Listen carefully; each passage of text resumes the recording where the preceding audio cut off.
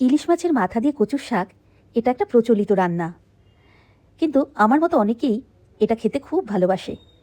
তাহলে যারা ভালোবাসেন তারা অবশ্যই রান্নাটা প্রথম থেকে শেষ পর্যন্ত দেখবেন। এর জন্য নিয়ে নিয়েছি একটা ইলিশ মাছ।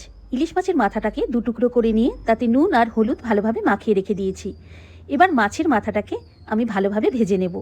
এই জন্য কড়াইতে তেল দিয়েছি, তেল গরম হয়ে গেছে। এবার নুন হলুদ মাখা মাছের মাথাগুলোকে দিয়ে আমি একটু বেশ কড়া করে ভালোভাবে ভেজে নেব।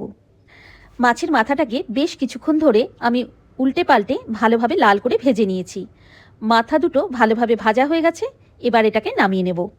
এবার কচু শাক রান্না করার জন্যই মাছ ভাজার তেলের মধ্যে দিয়ে দেব আরও খানিকটা সর্ষের তেল। তেলটা ভালোভাবে গরম হয়ে গেলে প্রথমে আমি দিয়ে দেব এর মধ্যে হাফ চামচ কালো জিরে। কালো জিরেটাকে কিছুক্ষণ ভালোভাবে ভেজে নেব। এবার আমি এর মধ্যে দিয়ে দিচ্ছি বেশ কিছুটা রসুন আর কাঁচা লঙ্কা। রসুন আর কাঁচা লঙ্কাটাকে আমি কিছুক্ষণ ভেজে নিয়ে এবার আমি এতে দিয়ে দেব আগের থেকে সেদ্ধ করে রাখা কচুর শাক। কচুর শাকটাকে আমি আগে থেকেই ভালোভাবে সেদ্ধ করে ভালো করে জল ঝরিয়ে রেখেছি। এবার আমি এতে দিয়ে দিচ্ছি পরিমাণ মতো নুন, হলুদ আর একটু চিনি। কচুর শাকটা একটু মিষ্টি হলে ভালো লাগে বলে আমি চিনি দিয়েছি, আপনারা পছন্দ না করলে দেবেন না। এবার সমস্ত মশলা আর রসুন লঙ্কা সবের সাথে কচুর শাকটাকে ভালোভাবে বেশ কিছুক্ষণ ধরে নাড়িয়ে নেব। এভাবেই কচুর শাক রান্না করতে হয়। আমি রসুনগুলো যে আস্ত আস্ত দিয়েছি, এই রসুনগুলো কিন্তু ভাজতে ভাজতেই কিছুটা নরম হয়ে গেছে। এবার কচুর শাকের সাথে রান্না করতে করতে এগুলো কিন্তু পুরোপুরি সেদ্ধ হয়ে যাবে।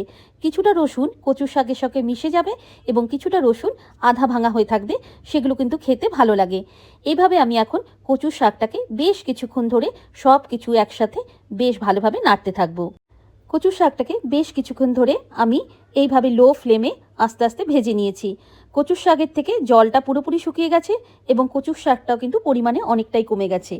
এবার আমি এতে দিয়ে দেব আগের থেকে ভেজে রাখা ইলিশ মাছের মাথাটাকে। ইলিশ মাছের মাথাটা দিয়েও বেশ কিছুক্ষণ কিন্তু রান্না করে নেব, যতক্ষণ না ইলিশ মাছের মাথাগুলো ভালোভাবে সেদ্ধ হয়ে যাচ্ছে। আমি ইলিশ মাছের মাথাটা আস্ত দিয়েছিলাম বলে আমি খুন্তি দিয়ে আস্তে আস্তে ভেঙে দিচ্ছি। আপনারা চাইলে ইলিশ মাছের মাথাটাকে আগে ভালো করে ভেঙে নিয়ে তারপরে কচু শাকের সাথে মিশিয়ে রান্না করতে পারেন। রান্নাটা কিন্তু প্রায় শেষের পথে। ইলিশ মাছের মাথাটা ভালোভাবে সেদ্ধ হয়ে গেছে এবং কচু শাকের সাথে ভালোভাবে মিশে গেছে এবং রসুনগুলো খুব সুন্দর সেদ্ধ হয়েছে আর কচু শাকটা অনেকটাও পরিমাণে কমে গেছে। তাহলে এই রান্নায় আর কিন্তু বিশেষ কিছুই লাগে না। তা রান্নাটা এবার শেষের পথে, এবার শুধু এটাকে আমি সার্ভ করে দেব। এইভাবে কচু শাক রান্না করলে কিন্তু গরম ভাতের সাথে খেতে অসাধারণ লাগে। বাড়িতে যদি এই উপকরণগুলো সব থাকে তাহলে কিন্তু রান্নাটা করতে একদম বেশি সময় লাগে না। আজকের রান্নাটা যদি ভালো লাগে অবশ্যই আপনারাও বাড়িতে এইভাবে ট্রাই করবেন এবং আমার চ্যানেলটিকে সাবস্ক্রাইব করে পাশে থাকতে